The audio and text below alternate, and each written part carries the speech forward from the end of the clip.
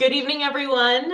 And to begin, we would like to acknowledge that the history of our site does not start with Europeans. The town of Ridgefield exists on the ancestral homelands of the Ramapo, Munsee Lenape, and Wishquaesgeek people. They were the original stewards of this land on which Keeler Tavern Museum and History Center stands today. And we thank them for their strength and their resilience in stewarding this land. And we hope to continue their legacy of protecting this site and its history. My name is Catherine Prescott. I'm the chief curator at Keeler Tavern Museum and History Center. My co-host is Mary Saltis Automanelli, executive director at the Hendrick I Lott House in Brooklyn, New York. And welcome to Taproom Tastings, a virtual conversation about historic trends in food, drink, and culture. And as always, we'd love to hear from you as well. This is a conversation, kind of informal, so we welcome comments and questions in the chat at any time during the program, and we will try our best to answer all questions. Tonight, our topic is salt. Salt is humankind's oldest and most ubiquitous seasoning. And it is essential for life, providing us with the necessary dietary nutrients of sodium and chlorine. Due in part to its ability to preserve food, salt has also come to symbolize in many cultures protection and cleansing. Trade routes were established over it, empires were built upon it, revolutions were started over it, and salt has played a critical role in human history, as we will come to see. So much salt, so much history. I'll start off by saying I didn't realize how far back this went. Like the use of salt in everyday life, in rituals, in cooking, in trade, in wars. I think the first war that was fought over salt is way back when in China. And it was a fight over control over a lake that produced salt. And I was like, oh, and then I thought about it more and I was like, oh yeah, mummification is like one of those really cool things that you learn in elementary school, and the reliance on salt for that. It makes sense that it would be really important to everyday life. It would be important to the food that they were eating. And it always has been our like simple seasonings with like pepper. Yeah, I know the ancient history of salt was very interesting. As always, I try and go back to like what's the first recorded, what can we find archaeologically about when humans started using salt, or whatever we're talking about that day. But yeah, salt, what I found was that the earliest evidence of salt processing comes from about 8,000 years ago. And there are actually two areas where it's been discovered around the same time. One was in Romania, where they discovered that the ancient people in that area were boiling spring water from underground salt brine lakes to extract the salt. And then in China, they were also using evaporation to extract salt from underground lakes. And yeah, there's a lot of history in China about early salt production, and some of the first recorded uses of things like natural gas to power these boiling sheds and stuff are recorded in China, which I thought was really cool. And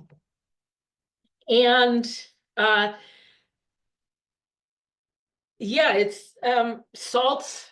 I guess I kind of knew salt was important, right?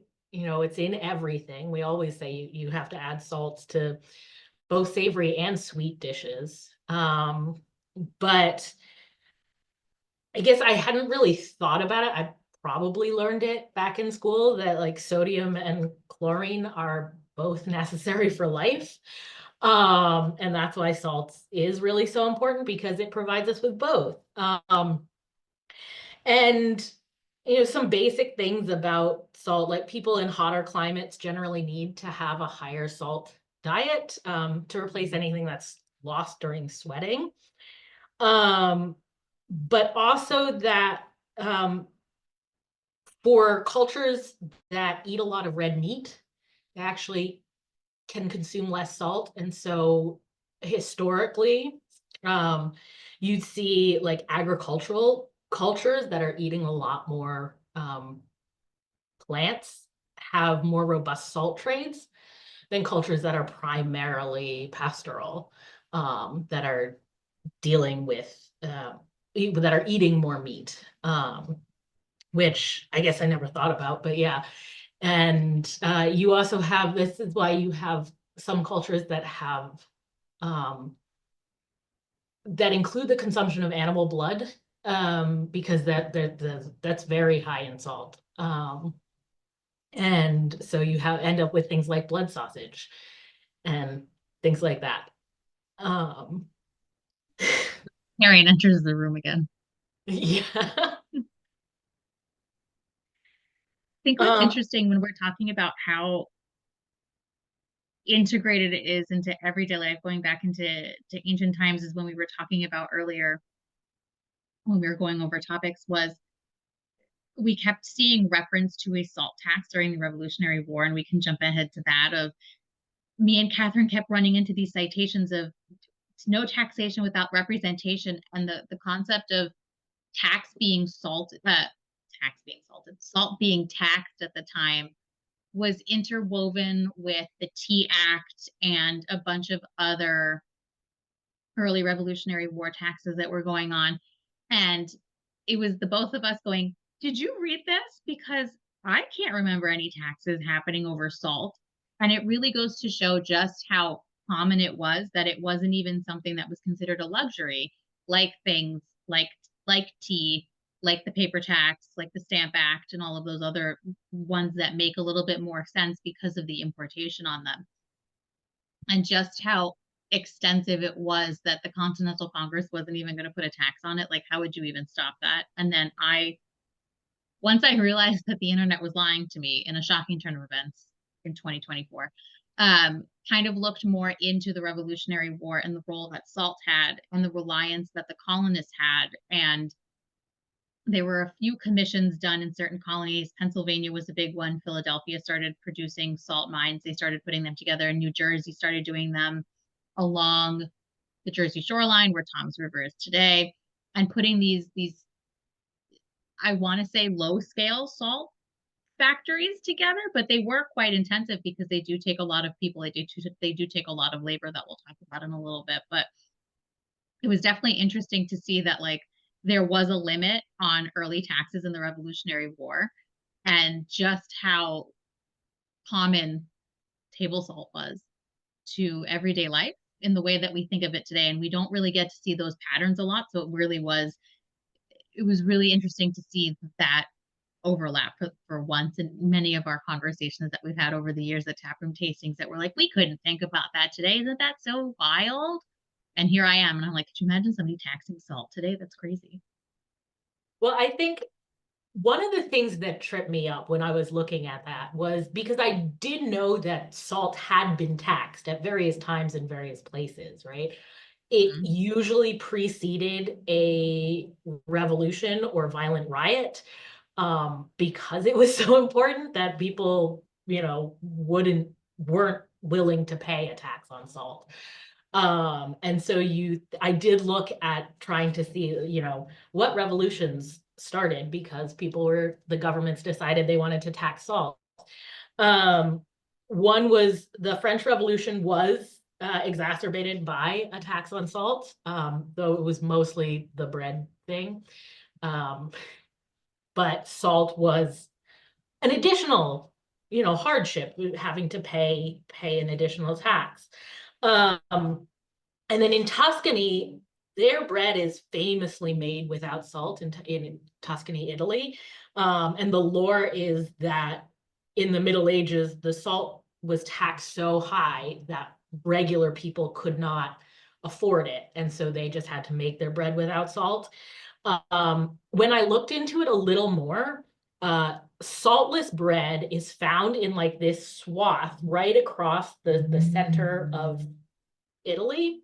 So like Tuscany and Perugia kind of across there all have bread made without salt, and nobody's really sure why. There's a couple of different, legends, and most of them have to do with taxes. Most of them have to do with the Pope, um, and things like that. But so far, the evidence shows that it precedes all of the various popes that were supposedly the cause of it. So um, we don't know, but yeah, it's this very contained section of Italy that likes their bread without salt. But I think the where the British were were taxing colonial salt comes from a comparison with British colonization in India Mhm. and the salt taxes there. Those And were big.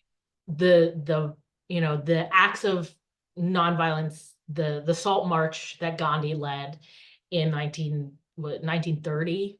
I think that's where they come from. Like there's kind of some conflation there, because most of the places I saw a reference to an American salt tax were in like, just standard newspaper articles or like pop history blogs that were trying to make comparisons to like nonviolent ways of protesting and things like that. But yeah, when I went back to like the actual text of the acts that were passed in the 1700s, The two of us it, reading through paper like proclamations. yeah. But that did make me think like, okay, where are the colonists getting salt? Where is salt coming from? In the 18th century, here in North America. Um, and what I found out is that most of the salt used by colonists was being imported, either from England. Uh, Liverpool was a really big salt producing area, uh, or it was coming from the Caribbean.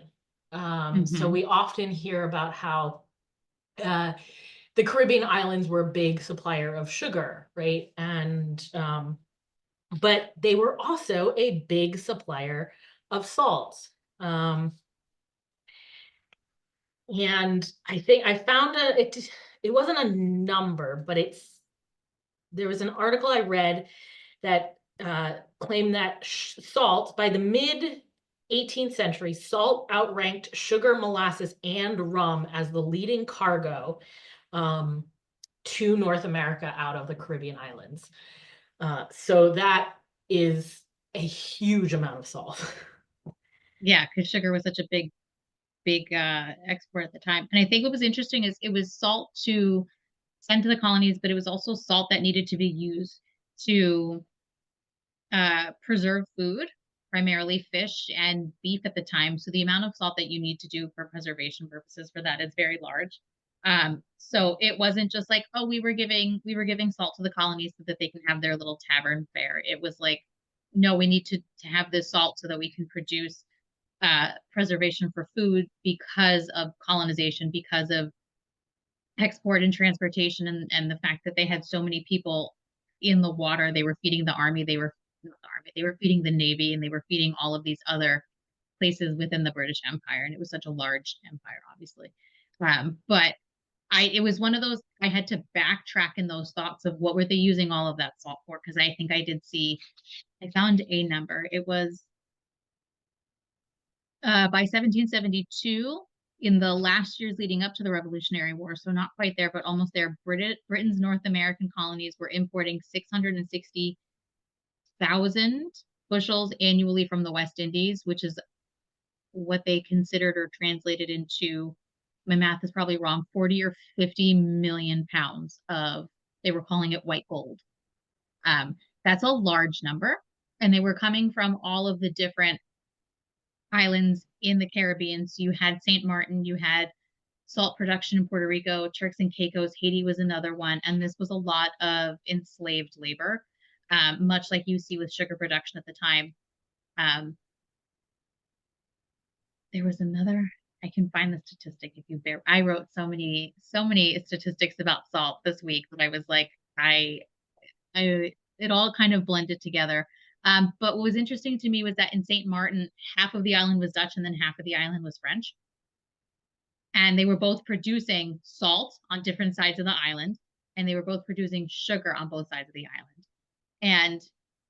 And this they get the Dutch arrive in 1624, and I think the French come just a little bit after. And it was interesting. At the height of this exploitation, the Dutch shipped, here it is, 400 ships loaded with salt through the region and through the rest of the world. So this is the mid 1700s. That is a lot of salt coming off of these tiny, tiny islands. So the amount of work that needed to be put in, because producing salt is not glamorous. None of the things that we talk about are glamorous. They're all very labor intensive. They're all very dangerous. They all rely on skilled labor. None of this is unskilled labor. You're literally putting your life on the line constantly. Me and Catherine were talking about earlier. Even the tiniest of a paper cut, and imagine trying to produce salt and the pain that you would feel from something so simple nowadays. You could lose limbs, you could lose appendages, you could easily die being around these very hot, warm temperatures, shifting everything around, moving things around. The evaporation process is very, very warm. Imagine just literally working in a sauna and not knowing if you're going to come out every day. Yeah, that was one of the things, is I had never really thought about it. And I think one of the things that we should talk about is the ways we get salt. Because salt is found naturally in two forms. There's rock salt, or halite, which is solid, and that can be mined just like basically any other ore. And I didn't realize, so I went and looked to see what a salt mine looks like, because I was like, is it different from other mines? It isn't. So this is a picture of a salt mine in Slovenia, I think. And yeah, it looks like basically looks like it could almost be like they're mining marble or something like that. Right. It does. And this is with 20th century technology. Imagine doing this in the 17th and 18th Yeah. centuries with limited kind of light or electricity. Yeah, and one of the things is it's really dangerous because you're surrounded by all this salt, and so it causes rapid dehydration in the miners. And then there's salt dust in the air, so you're breathing it in. And so miners often had excessive sodium intake. Like, we think we consume a lot of salt these days, but this is like a lot. And so salt mining up into the Industrial Revolution period and the abolishment of slavery, it was mostly done by slaves and prisoners. And I did find, I don't know if this is true, which is the case for a lot of phrases, but the phrase "back to the salt mines," meaning going back to like work, is, what I read was that it comes from out of Russia, where prisoners were sent to work in Siberian salt mines. But the other way of getting salt is, you find salt in, dissolved in water, in the ocean, in various, lakes and briny lakes and things like that. And so you can actually just precipitate the salt out of the water, by evaporating all that water away. And there's a couple of ways of doing it. You can use the sun. You have these very shallow salt pans that they would flood with salt water, and then let the water evaporate away. And then you'd have to rake all of the solid salt into these big piles so you can take it away. And so this picture is from the 1930s on Turks and Caicos, which was huge salt producing. And that was pretty much its only industry until the 1960s. And so either you would use the sun, the power of the sun, or you would boil the water away. And so you can see on the other side, here we have boiling sheds, which uses a lot of energy. This is where the Chinese were using the natural gas, which they discovered while they were mining the salt. And they were able to pipe it to power these boiling sheds. But in North America, the limited salt production there was until they found solid rock salt was through boiling, and it took a lot of wood. And what I found is that people very quickly decided that it was not worth it. For some reason, the water on this side of the Atlantic is less salty. Because like France, Brittany, in France is very famous for its sea salt. But when the Virginians tried to produce salt at Jamestown and in the Chesapeake and kind of the eastern shore of Virginia, they could not get enough to make it worth it. I think it was estimated that they would need 400 gallons of seawater to make 1 bushel of salt. And so that was considering the Newfoundland cod fisheries were estimated as using about 25,000 tons of salt a year. And a bushel is about 50 pounds. You're going to need a lot of seawater. Wonder why that is. I mean, I noted when I was doing research, I saw a lot of Virginia, I saw a lot of Chesapeake Bay, but it isn't until at least the 1840s, 1850s that New York becomes the salt mining capital of the United States in the Onondaga area. So you're seeing a lot of salt production in Syracuse, and that was the number that I have is between 1878 and 1895, over 35 mining companies were formed in the Wyoming and Livingston counties. And they took up 15 miles of just salt production line. It was quite intense. There are still some salt manufacturers that still exist in that area today. But it was basically the same. I think a lot of them relied on solar evaporation as the easiest one that they could do. It was just there. Turns out New York State in that area has access to the melted glaciers of aeons ago within the Wisconsin period, which has made it a very fertile land, which is great. So we take full responsibility for that. I did find, let's see if I could find my PowerPoint.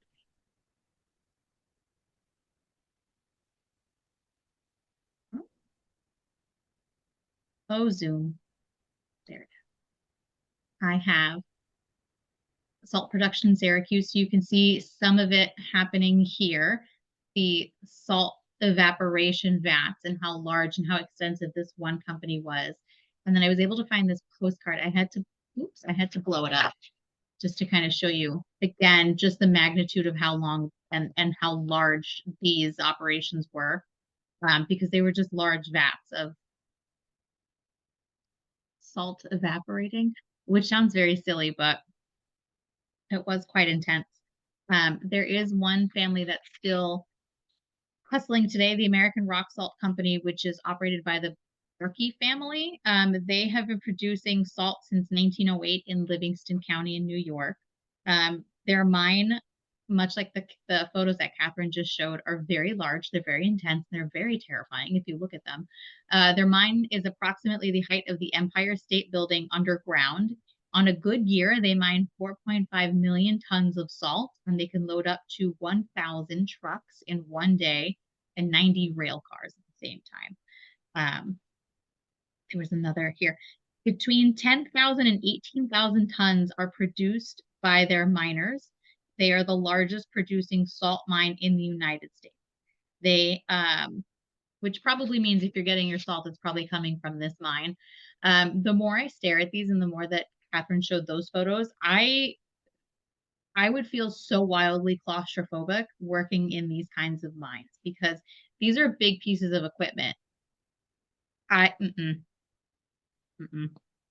But you can see how extensive it is. And it's still, even in the 21st century, labor intensive, the amount of equipment that you need to use, the amount of power that you need, the skilled labor that you need to be able to go in there, make sure that you're safely taking salt out of the mine, and then it still has to be manufactured after that is makes me want to learn the recipe to that place that doesn't use salt in their bread a little bit. But I saw a lot of those mine photos from current days, and I was like, I couldn't imagine doing that in the 18th century calmly and being like, no, no, no, we're gonna do this. It's gonna be fine. We're gonna go into these mines and it's totally normal. Um, slightly terrifying. Slightly terrifying. But yeah, I salt was very interesting to me. It's probably a good time to also mention that the Lott House is a salt box style house. You can't see it here. I will share my screen again. We have a really pretty photo from the Lott House. So this is the house circa 1930. So they've stopped farming. But you can see over here on the right, this is our original 18th century portion of the house that was built by Colonel Johannes Lott. In 1720, you can see the symmetrical windows, the archway over here. It's very tiny on the inside. This is where the original kitchen is, right here. I don't know where my mouse went. Here it is. But this is one of the better color black and white photos that I have because they started planting trees in the mid 20th century. So I don't have full unobstructed views of this portion of the house to show you a modern photo. But yeah, good time to mention the salt. And also that my name is Chaldis, that I have nothing to do with salt. I feel like I have to preface that one because I used to get asked that all the time in elementary school. And I was like, we don't work in the salt industry. I don't know what you're talking about. Clear my name once and for all. Yeah, that was one of the things I kind of pulled out was New England historically did not have much salt production.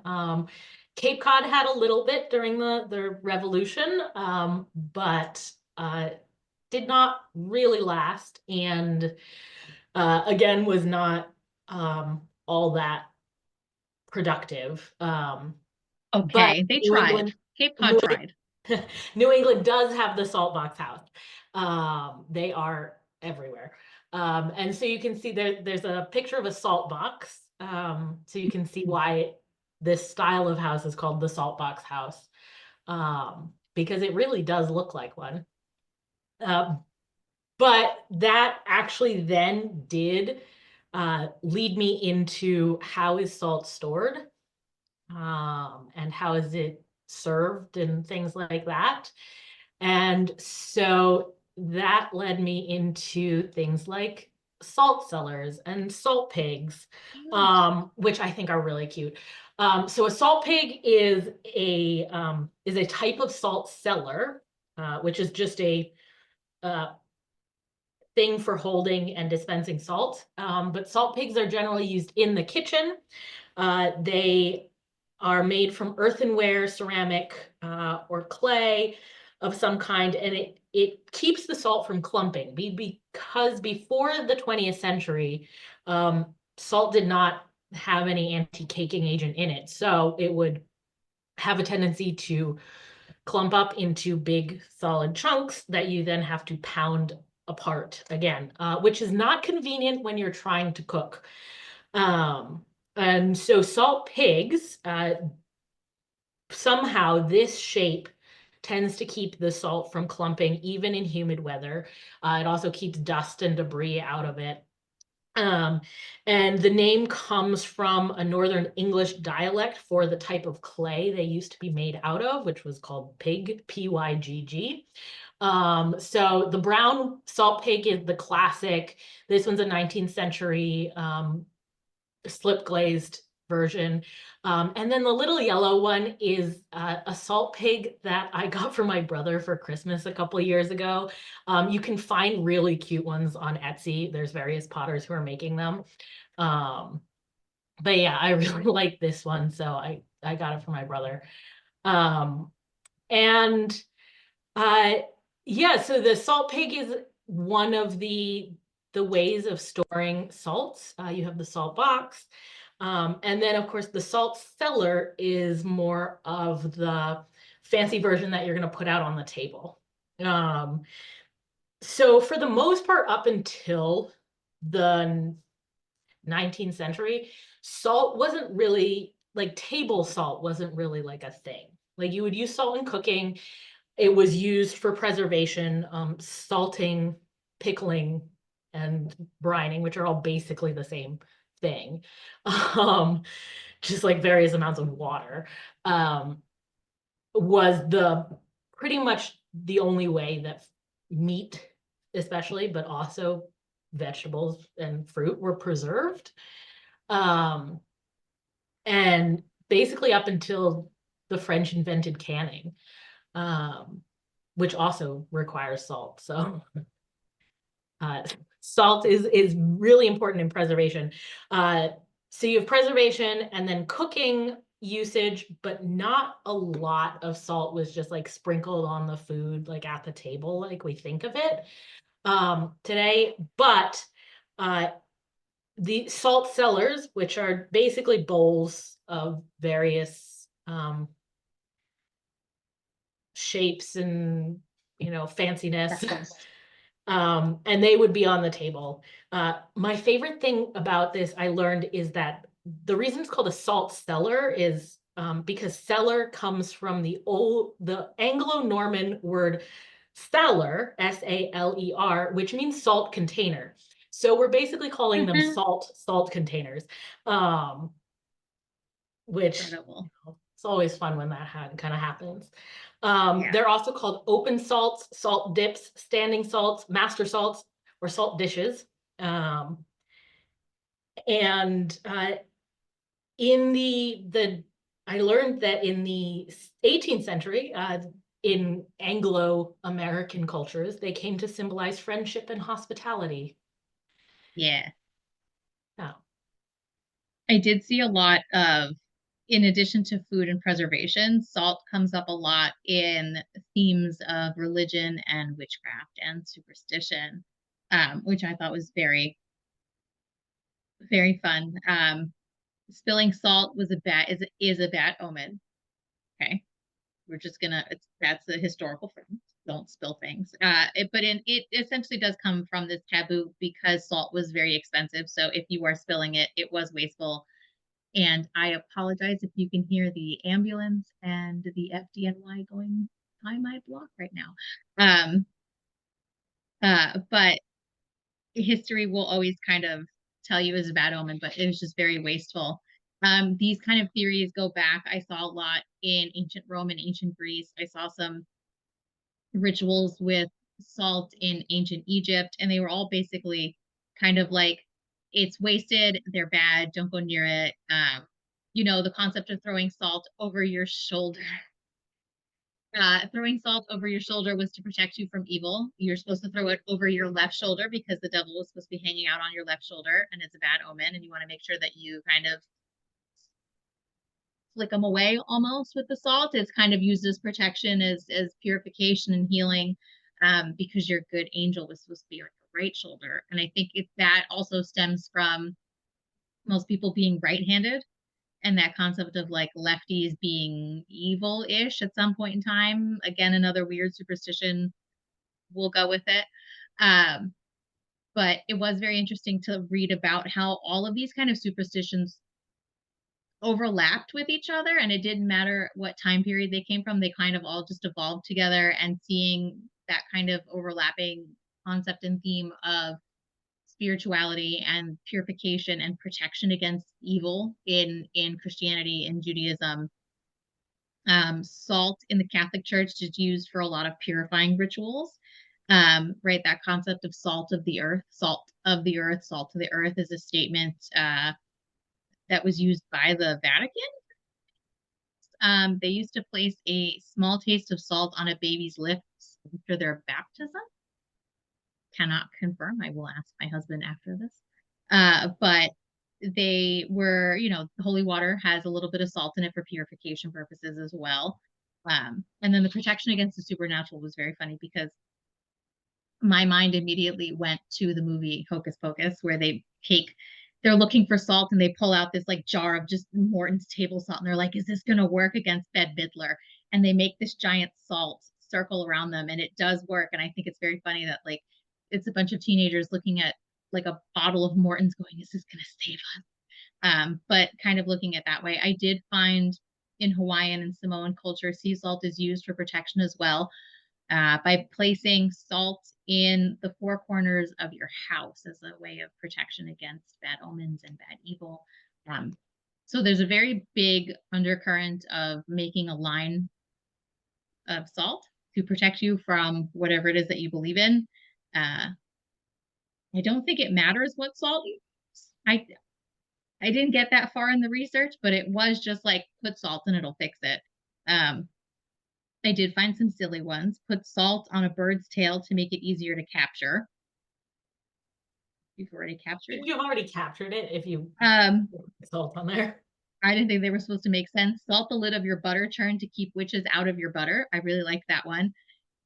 Throw salt on the fire 3 Friday nights in a row while chanting an incantation to draw love to your side. Salt the doorway again as a kind of protection spell as well.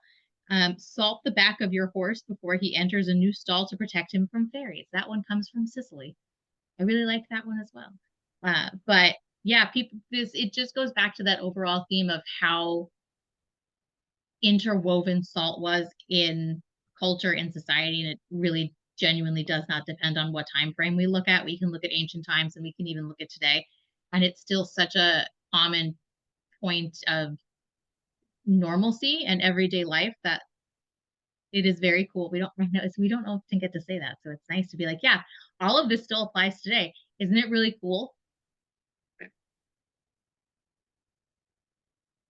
Yeah, I did find there were a lot of different kind of, salt comes up in a lot of religious rituals of all different religions. And some other interesting ones I found, there's a couple of the various European cultures, I think in Germany, England, either the bride or the groom or both are supposed to carry salt on their wedding day, or you sprinkle salt on the bride's shoes, things like that. A lot of salting babies happened to protect them. Nowadays, people put salt just like in the cradle rather than on the actual baby, apparently, if you're going to do it. But yeah, a lot of protection. And I think, scholars are all kind of say that this probably stems from the preservation usage of salt and how it keeps food from rotting. And so hopefully it'll keep, rotten things away from you in the spiritual world as well. But the other thing I looked at, because we have a couple of pieces in our collection, was non-food related uses for salt, one of which was salt glazing pottery, which is a very interesting type method of glazing your pottery. It was developed in Germany around the 1400s, but became really popular in England and the American colonies. And it was kind of the main American domestic pottery style well into the 19th century. And so we've got 2 pieces from our collection. We have this very cool urn from Stonington, Connecticut, and then another jug. And this gray jug with the blue slip decoration is a very classic uh, salt glazed earthenware. And the characteristic, so the way you salt glaze is when you're firing your pottery, you literally just dump salt into your kiln, either through openings in the top or through the stoke holes, where you add more wood to the fire. And because the kiln is going to be so hot, the salt vaporizes. And then the sodium settles on the pots and reacts with the silica in the clay, and it creates a characteristic dimpled surface. It's called like an orange peel texture um, on the pottery.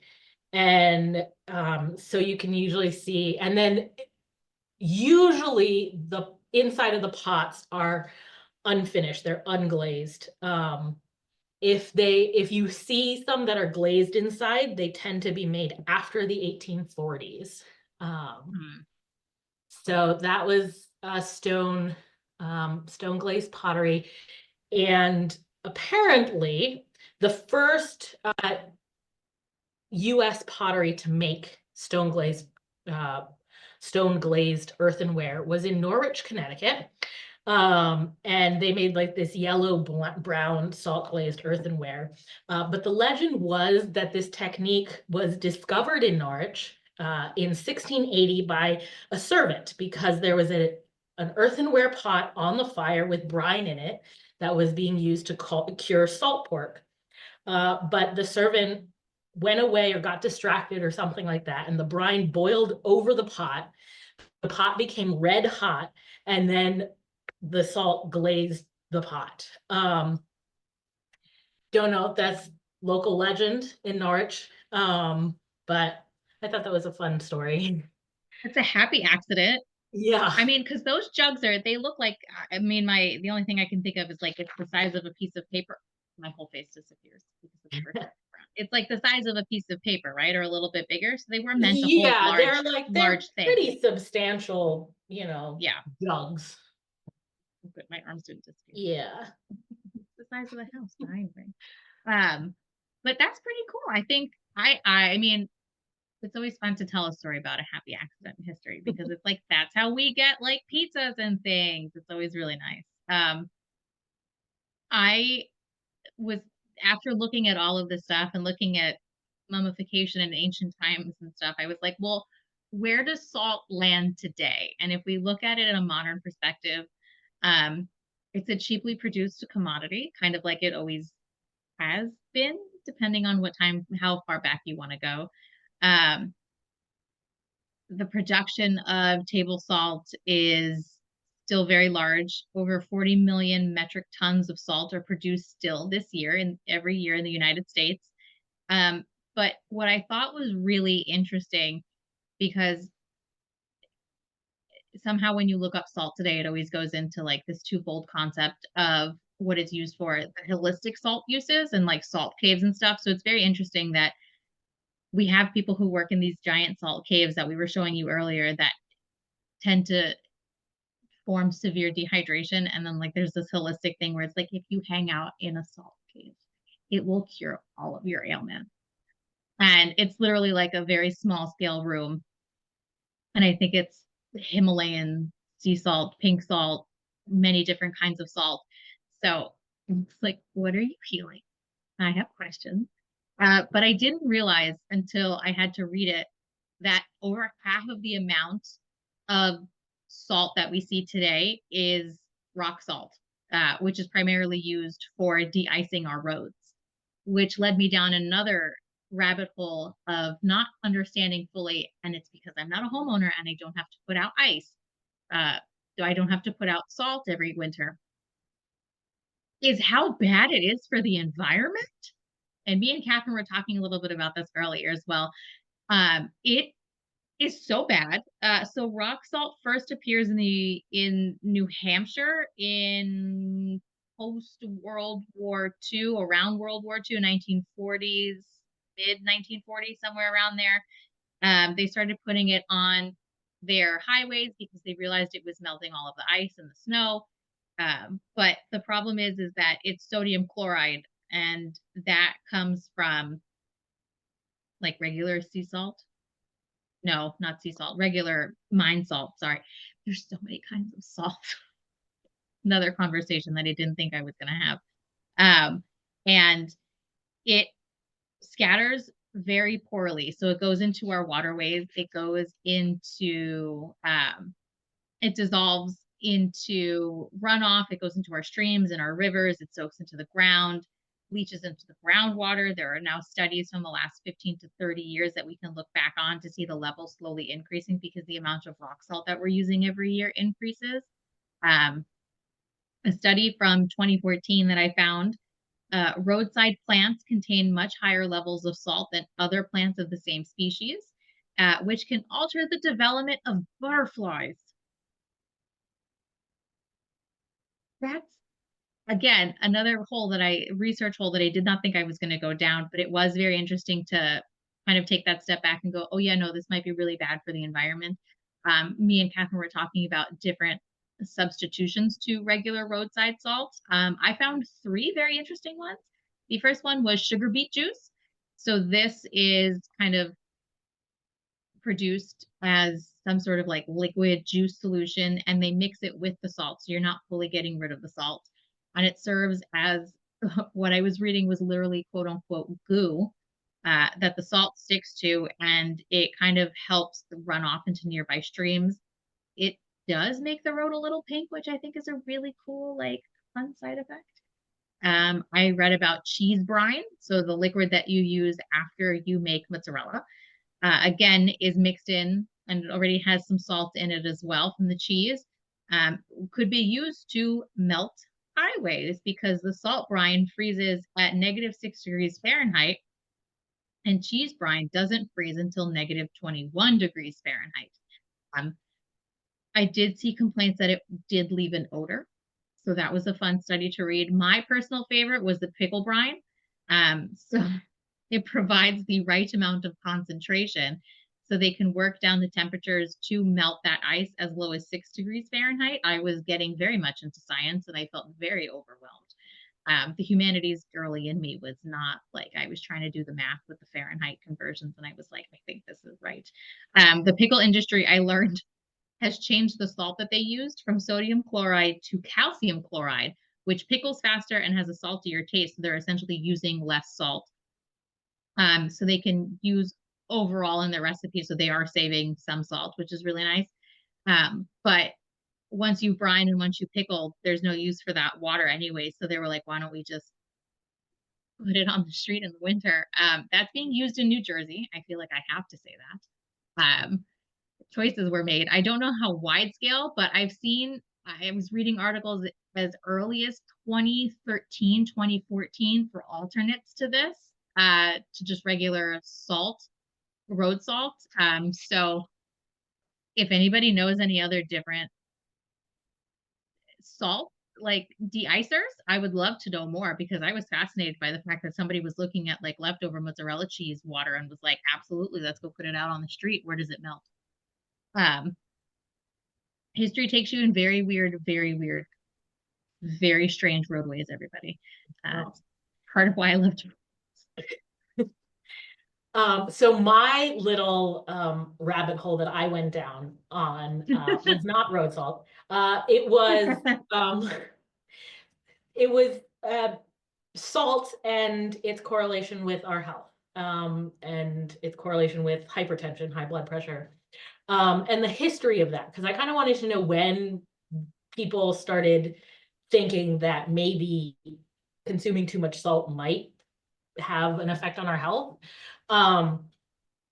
And I discovered that it was about the 1900s. It was technically 1899 was the first published study that correlated the consumption of salt, of a lot of salt, to diseases like hypertension, or kidney disease and things like that. And then for the next, I want to say like 60 years, doctors and scientists were just arguing back and forth on whether or not salt was causing hypertension. And several articles called this the Salt Wars. There were many salt wars across history. This was the only one that was fought in medical publications. So yeah, it was like a back and forth with various people claiming that too much salt, or even just the standard amount of salt consumption at the time, was causing people to have high blood pressure, water retention, kidney disease. The interesting thing is that before this study, they generally thought that it was low salt intake that caused all these diseases. So they kind of like 180. However, all of the studies that were published were very small scale, and nobody seemed to be able to replicate the studies of anybody else. So nobody could really come to a conclusion. The debate was revived about 1944 when a scientist named Walter Kemper published a rice diet that was basically just rice and fruit. And he claimed that hypertension was caused by overworked kidneys, and that they weren't receiving enough oxygen. And so by restricting salt, it would give the kidneys less work to do. And then your blood pressure would lower. Actually, a lack of oxygen to the kidneys is caused by low sodium in your diet. So that was a problem. So in the 1940s and 50s, there were more of these studies going on. And the problem was that they were uncontrolled studies. So there were way too many variables to actually prove that it was eating less salt that was causing the people who did have lower blood pressure, that it was the salt intake that was causing it. But also a lot of the participants in the trials ended up getting more sick because they were not eating like any salt. And it was causing other problems because, as we've been saying, salt provides sodium and chlorine, which we need for our cells to work. So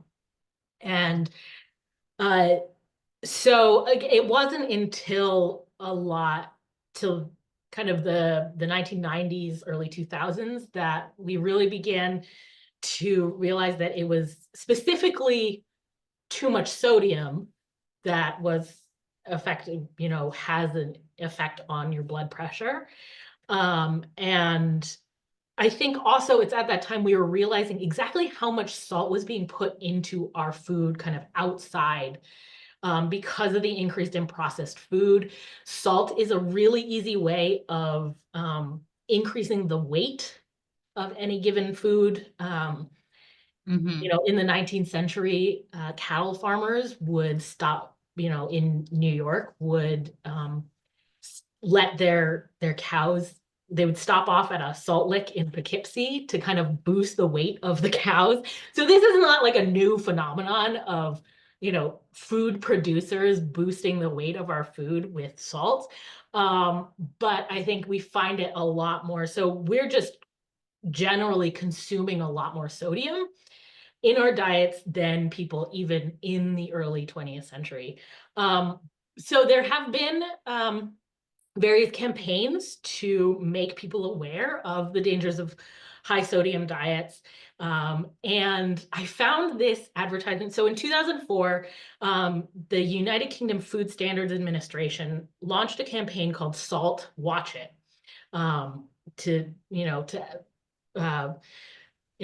is a campaign against excessive salt consumption. Watch it. So they created a advertising character named Sid the Slug, and they released this ad.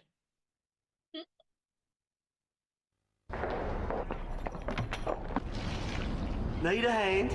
Hand? My dad used to love that joke, but now he's dead. He taught me so much. He'd say, Sydney, stay away from fast cars, loose women, and salt!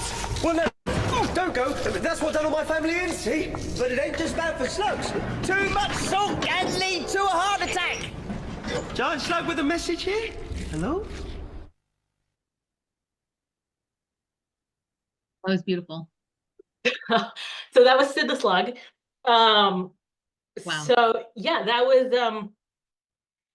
the beginnings of the connection between salt and hypertension, which was a very interesting rabbit hole to go down. Oh yeah. Oh, I could imagine. We consume 3,300 milligrams of sodium per day on average as Americans, well above the federal recommendation of 2,300 milligrams. So maybe we should get Sid the Slug across the ocean and come yell at us in our parking garages. Yeah. I did see that number, and I do talk about food labels with my 6-year-old, of kind of letting her understand, carbohydrates they're good for your brain and they give you energy, and salt does this, and we do need sodium in our diets, and reading a food label. So I think I'm more cognizant of my nutritional intakes now as a parent, because I have a 6-year-old and she's very much into that why part of her life, and I have to go find the answers to it. So I know how to read food labels, and I know what they mean. But yeah, Sid the Slug, bring him over here. That sounds like really good advertising. I'm terrified. I couldn't imagine seeing a slug in the parking garage trying to attack me like that. All right, so we have like 1 minute left. If anyone has any questions, please put them in the chat. Let us know in the brief time we have left. Before we leave, I do want to show you, because the last couple of episodes of Taproom Tastings, I haven't been able to go into our 18th century store ledgers, but I was able to this time. Timothy Keeler, who owned the Keeler Tavern in the 18th century, also ran a general store out of the same building. And we have several of his ledgers. And so I went in to see what we could. Remembered that he was definitely selling salt. And so here are a couple from different periods. The first one is Stephen Remington. He was buying salt in 1773. So he bought 1 peck of salt in July, and that cost him 1 shilling 2 pence. And in December, he bought half a bushel, which is 2 pecks of salt, and that cost him $2. So in 6 months, it was a little less than half. So the price went down a little bit. The other one I liked was this one here on the right-hand side, is the account of William Wallace, not that William Wallace, but of Ridgefield. And in 1789, on November 28th, he bought a bushel or half a bushel of salt. And then just 4 days later, he came back and bought a whole bushel of salt. So obviously, he widely underestimated how much he needed. But you can see the half bushel cost him 2 shillings 6 pence, and the whole bushel cost him 4 shillings. So I think he got a bulk rate discount there. And this is 1780? Yeah. 1789.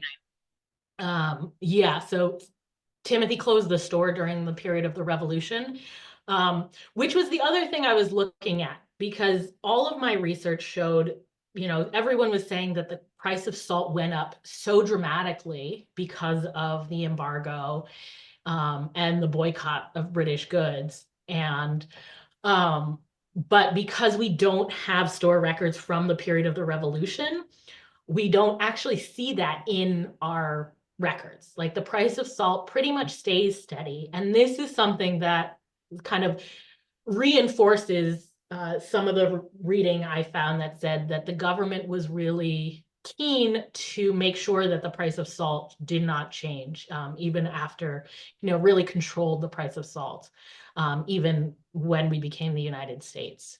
So here's a couple of other ones. People buying salt throughout the 1780s and 90s at different prices. About 1791, these two small images here, the price does go up of salt a little bit, where a bushel costs 4 shillings 8 pence. So we've gone up a little bit.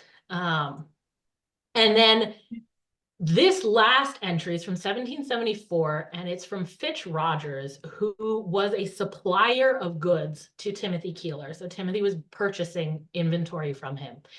And you can see in the top image, this is the record of how much Timothy was taking in. So he was receiving from Fitch Rogers a barrel of sugar and 2 bushels of salt at 3 shillings. So he's paying 6 shillings for his 2 bushels of salt. And if we remember in 1773, so around the same time, Stephen Remington bought his half bushel for 2 shillings. So that's 4 shillings a bushel. So Timothy was making 1 whole shilling of profit on his salt in the 1770s. Good for him. Yeah, I thought that was, making some money there.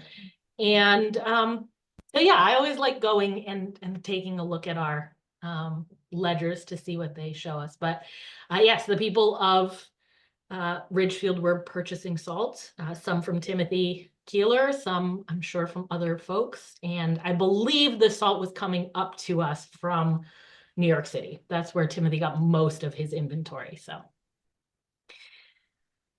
Say this, I'm in Brooklyn. All right. Well, thank you all for joining us. Thanks for staying a few minutes late while I showed you those ledgers. And I hope you guys will have great holiday, great New Year. And our next episode of Taproom Tastings will be on Tuesday, January 14th. And we will be talking about 19th century health and wellness. So in the 19th century, people went a little cuckoo over health.